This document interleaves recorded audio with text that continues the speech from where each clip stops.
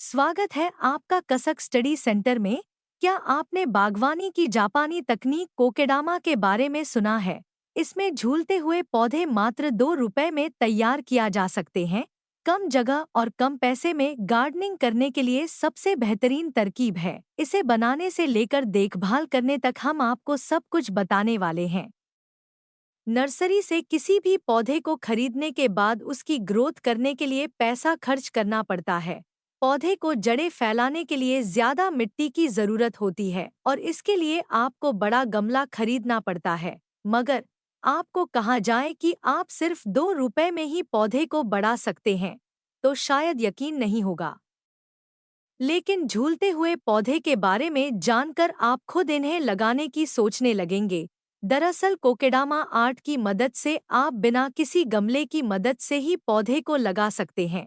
इसमें ना सिर्फ खर्च कम आता है बल्कि इस तकनीक से पौधा जल्दी ग्रो भी करता है, क्योंकि बिना गमले के झूलते हुए पौधे को हवा मिलती रहती है।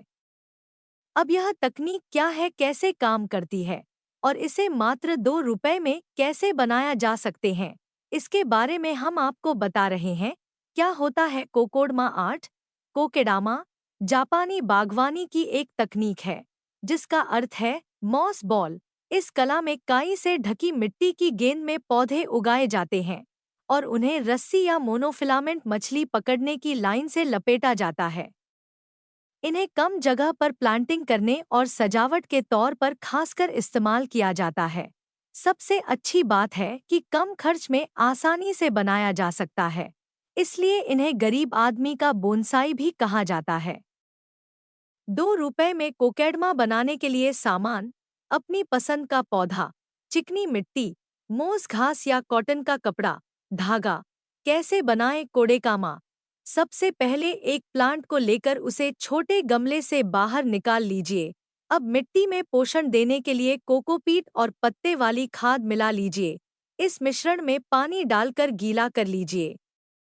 अब इससे आपको पौधों की जड़ों को कवर करना है। ध्यान रहे कि इसे गोलाई में लगाएं ताकि आपका कोकेडामा खूबसूरत दिखे। लटकते पौधे से भी नहीं गिरती मिट्टी। अब आप सोच रहे होंगे कि बिना गमले हवा में झूलते पौधे से मिट्टी गिरेगी, तो ऐसा बिल्कुल भी नहीं होता है। दरअसल इसके लिए मोस घास को गीला करने के बाद उसकी पतली लेयर बनाकर पौधे की मिट्टी को कवर करते हैं।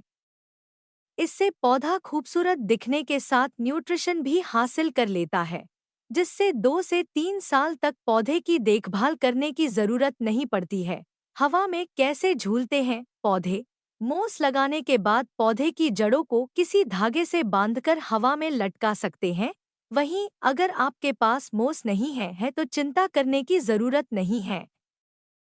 इस स्थिति में आप सामान रखने वाले पतले कॉटन के थैले का इस्तेमाल कर सकते हैं, जिन्हें काटकर आपको मिट्टी पर कवर करना होगा। इन्हें भी बांधकर लटकाया जा सकता है। कोकेडामा को पानी देना भी आसान है। इसे बस पानी के अंदर डुबाना होगा। इस तरह आप बहुत कम खर्च में प्लांटिंग कर सकते हैं। दोस्तों, वीडियो पसंद आए तो एक लाइक और सब्सक्राइब करें। धन्यवाद।